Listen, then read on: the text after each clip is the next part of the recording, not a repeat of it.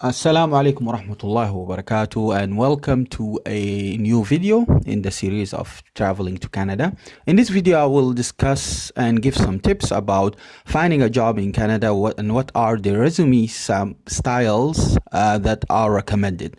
So I will talk about some of the tips and the most important things that you should think about before you start planning your job application or job submission. One of the most important tips when you are setting up your CV is to keep it simple. Most recruiters in Canada recommend that your CV must be up to the maximum of 2 pages. And if you can keep it to 1 page, it will be actually excellent, because most recruiters want you to keep their resume simple as possible and minimum as possible. So focus on highlighting the important things and try to cut down the unnecessary information. The second tip, always change your resume for each job you apply for. For example, as an IT graduate, sometimes you must study a couple of different programming languages. Let's say you studied Java and you studied .NET. But when you looked at the website for the company you're applying for, they are looking for Java developers. So there is no point to highlight the .NET experience or knowledge you have, because it's not required for that job. So this is an example. Always highlight the skills that are recommended or that are requested by the company in order for you to land a job with them. So customize your resume for each job, because even though some jobs might have the same title, but it doesn't mean they are looking for the same skills. One of the most important things when you're applying for a job in Canada is having working experience.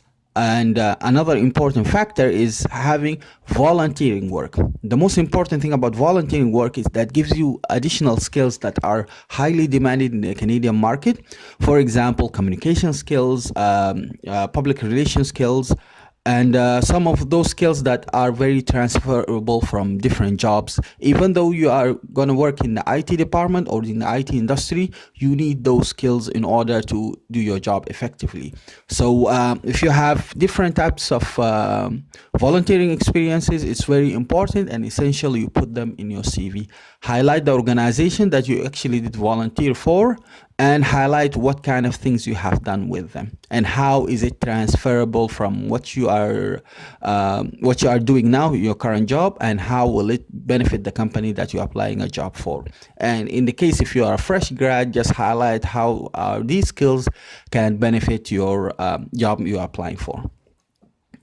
Use social media. Social media is super important, because while you submit your resume, most human resources companies, what they do, once they receive your resume and they look at your information, they will actually Google you and they will look at your social media, your Facebook, your Twitter account, if you have a YouTube channel, and other types of social media. So many employers cross-references your resumes with the social media resume. When I was applying for my current employer, what they did, they actually, because I have a list of references in my resume, so what they did, they went to my LinkedIn page and tried to see what the reference on my resume said on my LinkedIn, and tried to also look for more other references that actually could strengthen my application. So having social media is essential. Having social media is important because they wanted to see what type of communication you have, how do you deal with other people, whether people you know or whether people you don't know.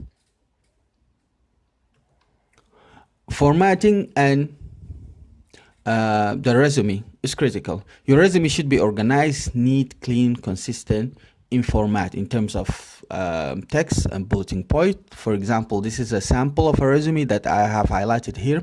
If you look at the layout of the resume, it looks super clean and super efficient, so it's easy on the eye. So imagine if you have a resume where it's like a paragraphs. So let's say 1, 2, 3, 4, 5 paragraphs where you detailing all the information.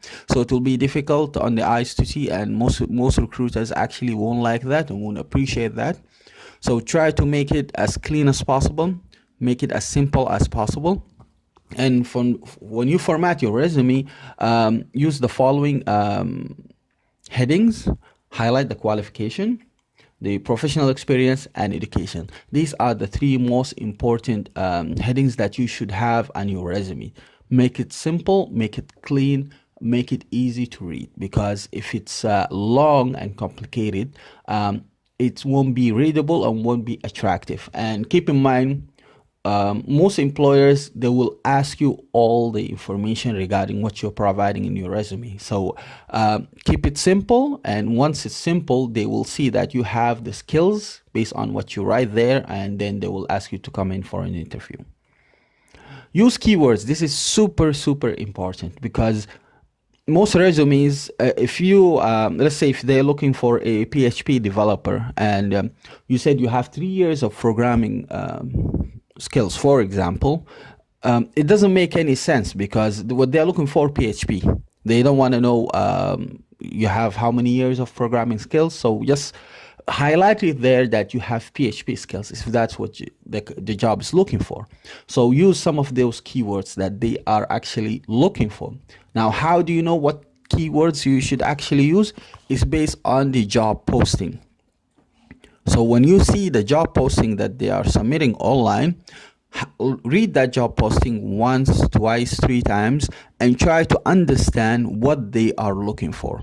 So if they are looking for SQL programmer, and it's clear in the job description that what they are looking for, that what you should highlight in your resume, which goes back to the previous point of you need to customize your resume based on the job application. Because if you send a generic resume, different companies will look at it differently. And think about it from the human resources point of view. When they see your resume that you know everything, it's not something they are looking for. They are looking for someone who does the job.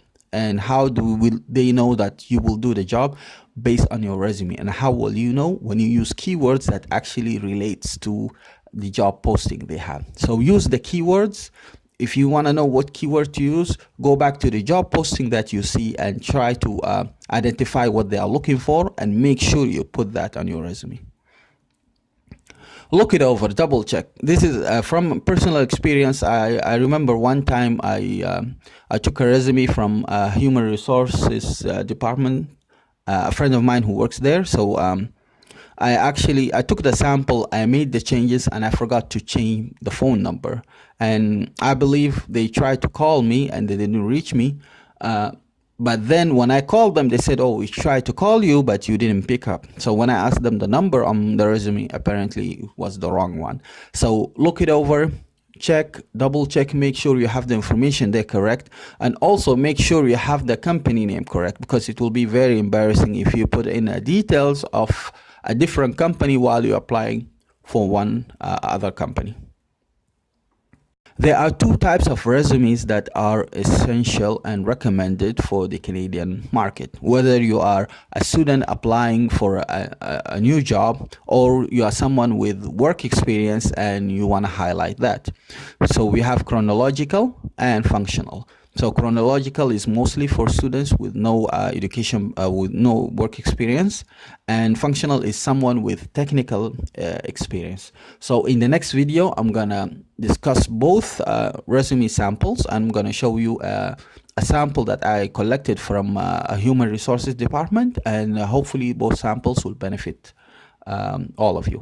Thank you so much for watching this video. Hopefully, inshallah, we'll see you in a new video. Assalamu alaikum wa rahmatullahi wa barakatuh.